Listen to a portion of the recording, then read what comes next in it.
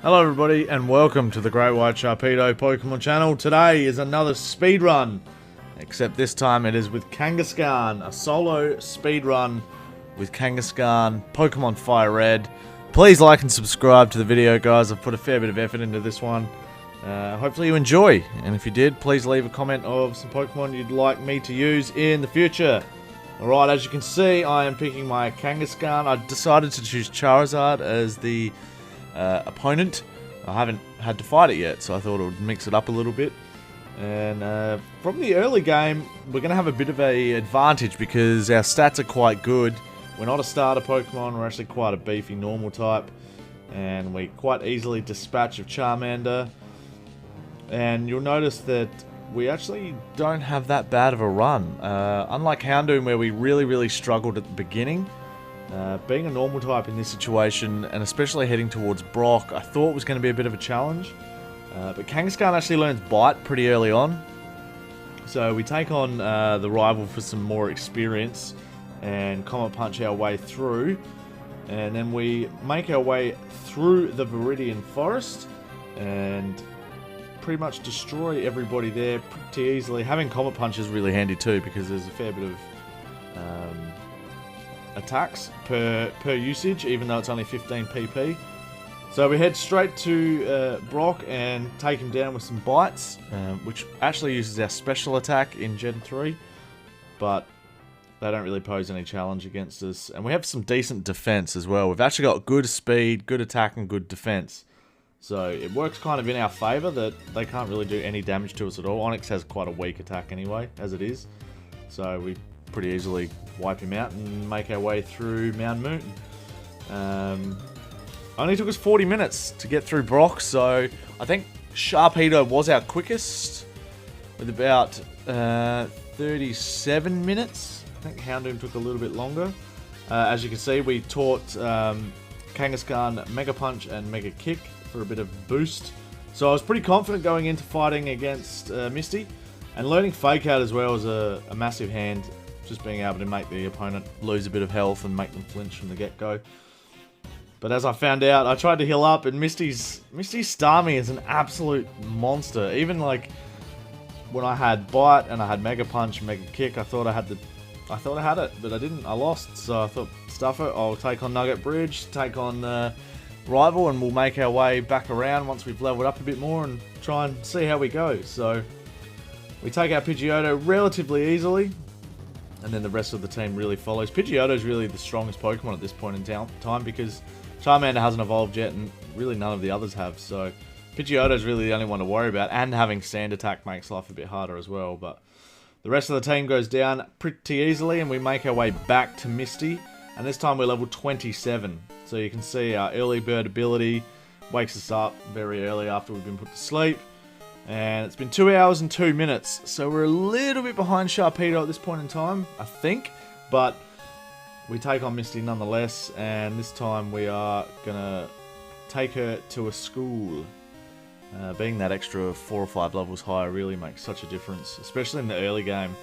Having Fake Out to use and having a lot of one-hit KOs, even with Fake Out, because we've got the normal type Stab as well, which makes a massive difference. So it makes Fake Out 60 power instead of 40 power, having the 0.5 boost.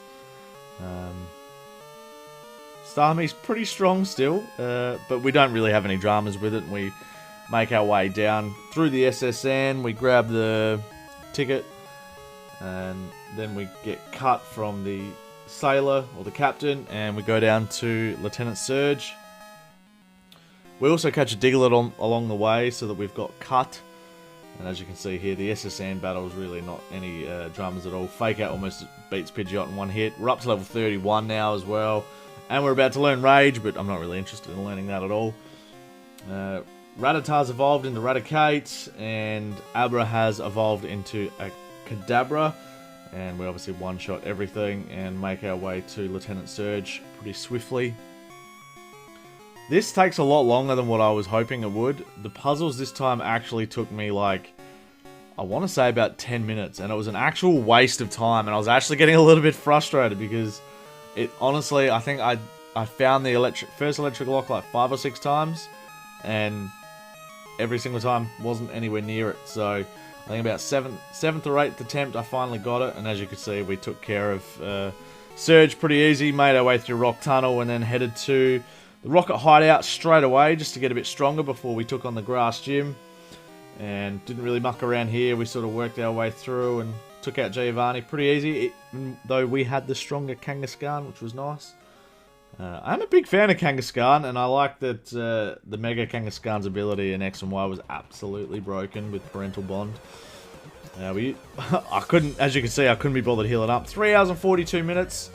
We decided to take on Erica. I think we went through the Rocket Hideout and came here, fought everybody, was out of PP. I wanted to use Aerial Ace, which I picked up along the way, but Mega Punch did the trick.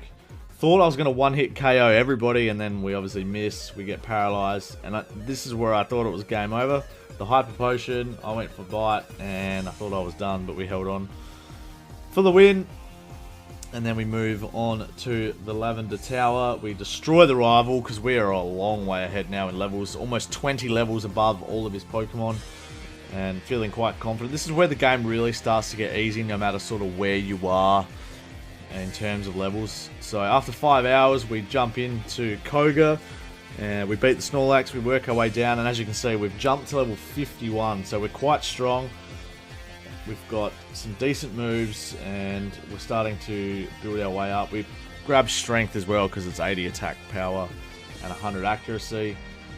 Go through the Rocket takeover in Saffron City, take on the rival, and we're starting to notice a few things that we need to work on.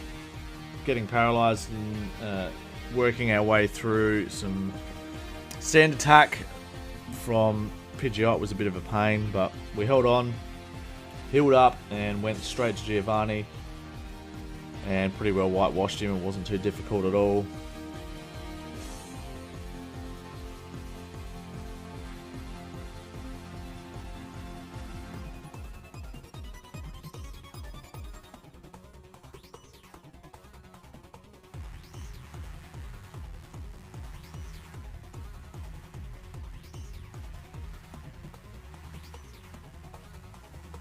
So we almost lose it here, and it was a bit tricky to figure out what to do, but I was thinking about maybe teaching Kangaskhan Surf, because then I can easily take out the normal, the sort of rock types and the ground types that we have to face a lot of in this gen.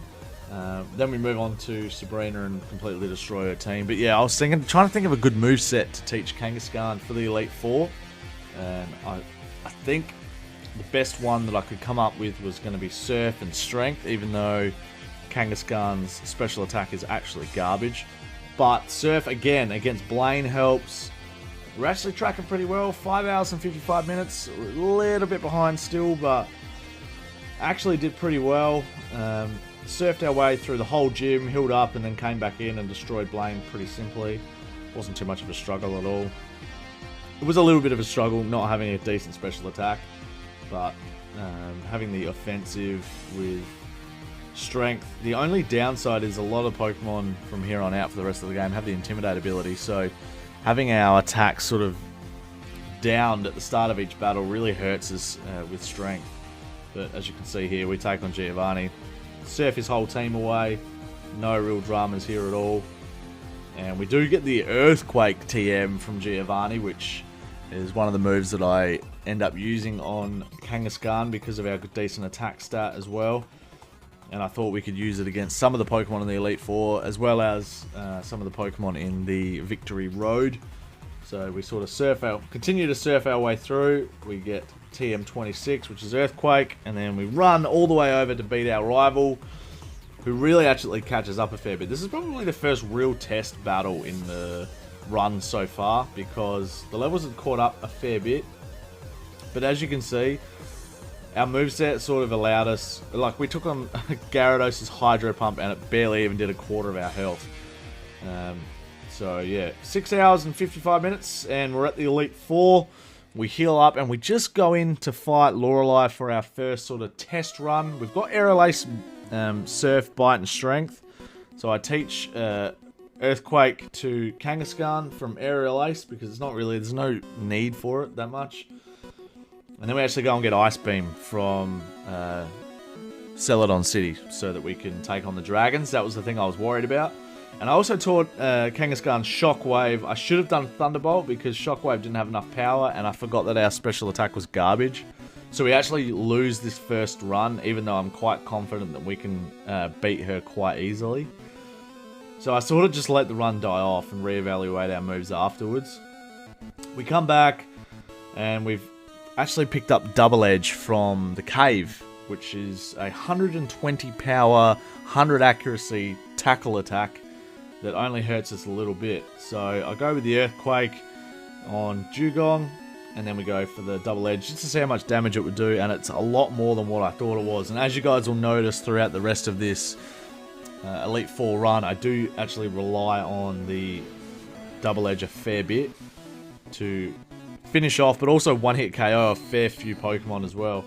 Having Bite was actually really handy, keeping that the whole way throughout the whole game. Bite's just a good solid move that, especially in Elite Four, you forget that there's quite a few Pokemon that you can use it on. You can use it on Drinks and Slowbro and the first trainer, and then you can use it on the Ghost Pokemon, and then there's an Alakazam you can use it on as well. So it actually helps. And then we move on to Big Boy Bruno, and I level up as much as I can with our rare candies because I was worried about getting hit with a cross chop from a champ. So learning Ice Beam is also handy for the dragons, as I mentioned before. Also handy for the Onyxes and for the Pidgeot later on, and for the Exeggutor too. So as you can see, Double Edge actually one-hit KOs them, and I want to sort of just suss out the situation with Machamp. Earthquake does half the damage, so I'm actually kind of confident that Double Edge would have one-hit KO Machamp as well, but I was just playing it a little bit safe. I'd rather be safe than sorry and restart the whole run because we're actually tracking really well to beat Sharpedo's time of 7 hours and 43 minutes. So we take on Gengar, and we go for a Bite attack, obviously, because that's really the only move that we have that can hit it. Ice Beam on Golbat, again, the only move that can really do any damage. I was wondering, yeah, so Poison Fang actually badly poisoned you, is that what it said?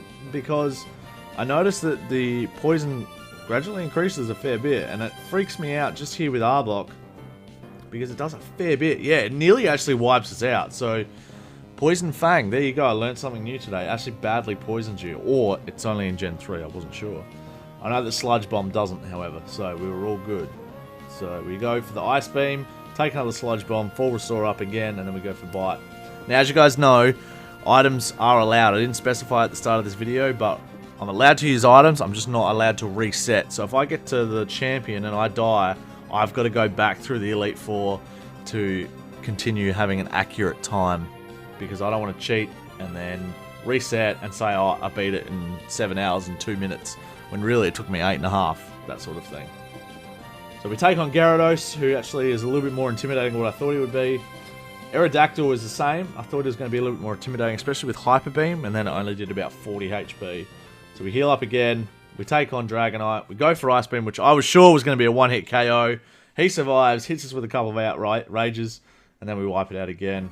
And the two Dragonairs actually hold on with the Ice Beams as well, which is kind of frustrating. So go for the Double Edge. It hangs on again and paralyzes us. I just wanted it to be over at this point because I was really stressing out that I wasn't going to be able to beat the Sharpedo run because I was actually doing really, really well. So we heal up for the champion. I give it a Citrus Berry because I don't think I'm really going to use Bite, even though I could against Exeggutor and Alakazam because he's got 2 Psychic types. But we have an amazing start with Pidgeot. We go for Ice Beam and we get a critical hit, one-hit KO, which is amazing. We get another one-hit KO with Alakazam. Exeggutor comes out, and this is the only one that we have a little bit of trouble with besides Charizard at the end. But having the early bird ability wakes us up nice and early. One move, gone. Right on, another move. I don't know why I didn't use Surf here, actually. Probably would have been a little bit more effective. But I got rid of it for now. Take on Gyarados, and then we're off to the final Pokemon, and it's actually a bit of a struggle. Charizard's pretty badass with Fire Blast. I didn't realize he was going to have Fire Blast. I was thinking, like, I don't remember Venusaur or Blastoise having Hydro Pump or anything like that, but I could be wrong. They just might not have had the opportunity to use it against us yet. But yeah, so we actually struggled a little bit, but we were able to get off a massive double edge to finish off the battle. And this is where I was sweating a bit, because I thought we were going to be behind, but we follow Oak in, get into the Hall of Fame, and our time is 7 hours and 39 minutes, so we beat the Sharpedo run by 4 minutes. Guys, thanks for watching. Hopefully you enjoyed. Like and sub. We'll see you in the next one.